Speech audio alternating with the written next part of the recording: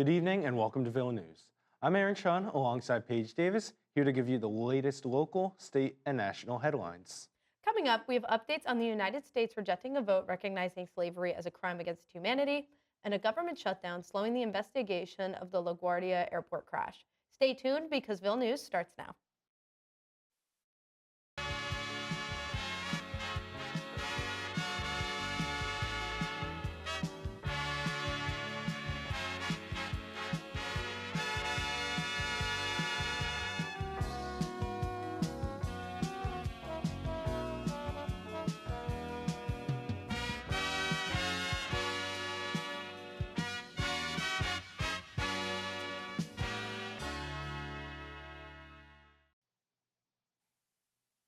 The United States, alongside Israel and Argentina, voted against the United Nations resolution that calls slavery, quote, crime against humanity, end quote. This resolution calls for reparations to work towards remedying the wrongdoings of the trafficking of enslaved Africans.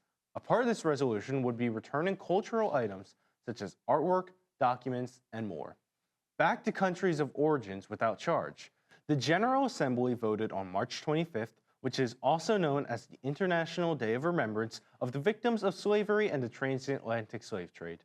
The vote in the world body was 123 to 3, with 52 abstentions, while the resolution was adopted. General Assembly resolutions are not legally binding, therefore they are seen as symbolic and reflections of global opinion.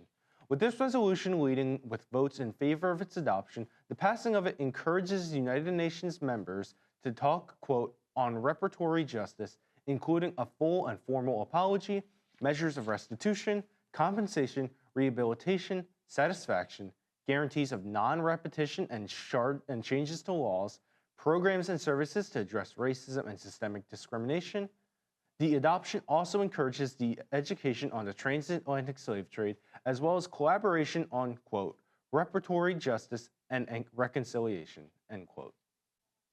The investigation into a deadly collision between an Air Canada jet and a fire truck at LaGuardia Airport was initially slowed by complications of the federal government shutdown, said the chairwoman of the National Transportation Safety Board on Monday, the 23rd. Specialists were set to investigate the jet that had struck a Port Authority fire truck after the truck had crossed into the jet's path as it landed. This resulted in the killing of 2 pilots and injuring 2 passengers in the fire truck. The NTSB chairwoman, Jennifer Homendy, said long security lines at other airports delayed the travel of more than 2 dozen specialists who will take part in the investigation, and some were not expected to arrive in New York until early Tuesday. She said NTSB officials had to, quote, beg the Transportation Security Administration to help one investigator who waited in line for 3 hours in Houston.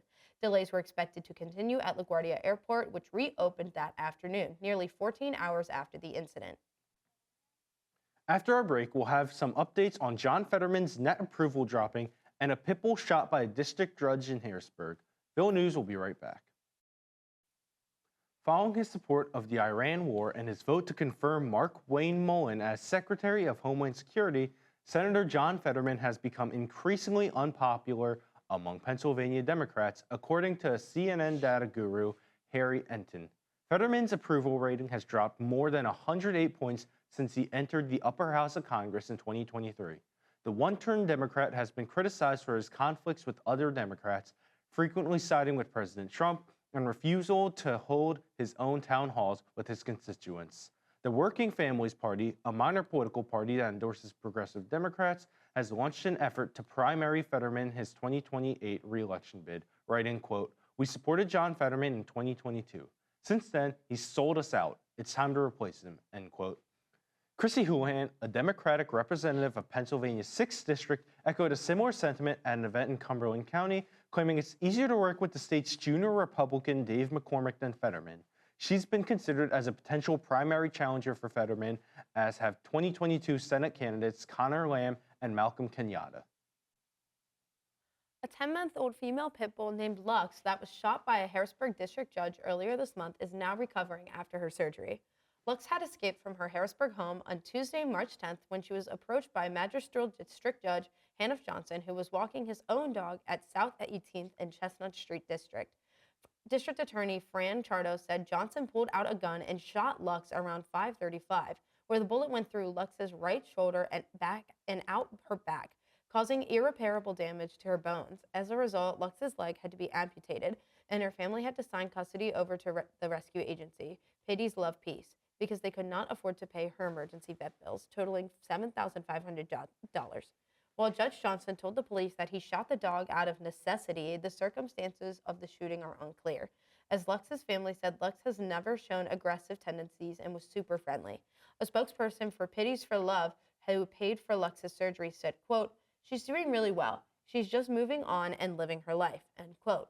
Lux will be up for adoption after she is spayed in April. The Pennsylvania Office of the Attorney General continues to investigate the shooting incident. Up next, we'll take a look at the forecast with Villeneuve student meteorologist Gabriella Zocco. Hello, my name is Gabriella Zocco, student meteorologist, here to give you Millersville's weekly forecast. Today is March 27th, 2026.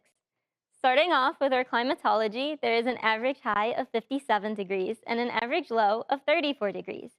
Moving into our record high is 86 degrees, which was set back in 1921 and later again in 1949. Our record low is 19 degrees, which was set back in 2014.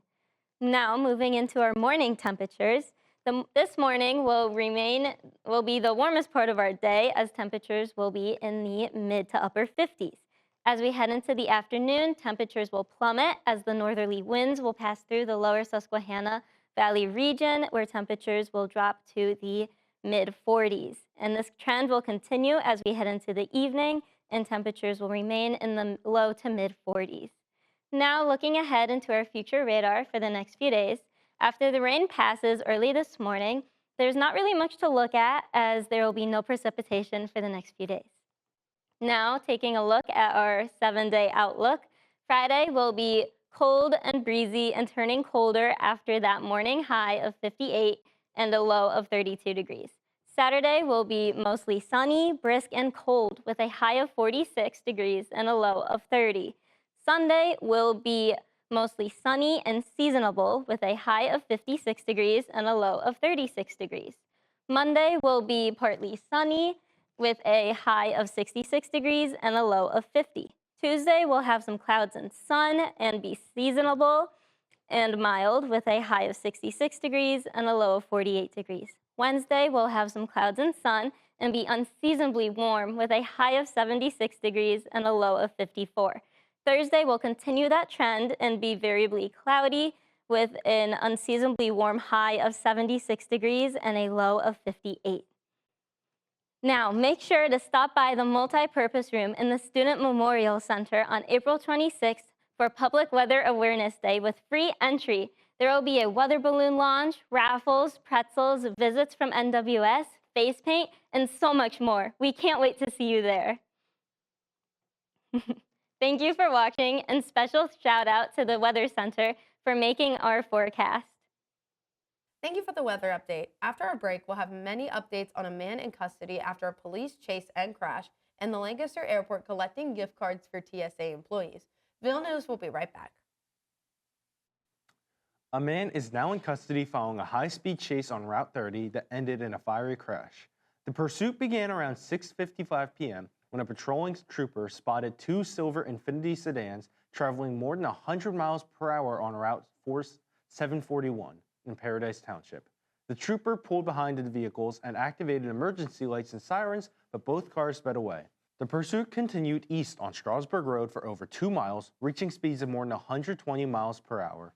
One of the cars later failed to stop at a stop sign at the intersection of South Vintage Road and Lincoln Highway East, crashed into a tractor trailer, causing it to overturn into the westbound lane. The driver was identified as Jesus Juarez of Chester County. The Lancaster Airport is collecting gift cards for their TSA employees who have been working without pay since the beginning of a partial government shutdown on February 14th.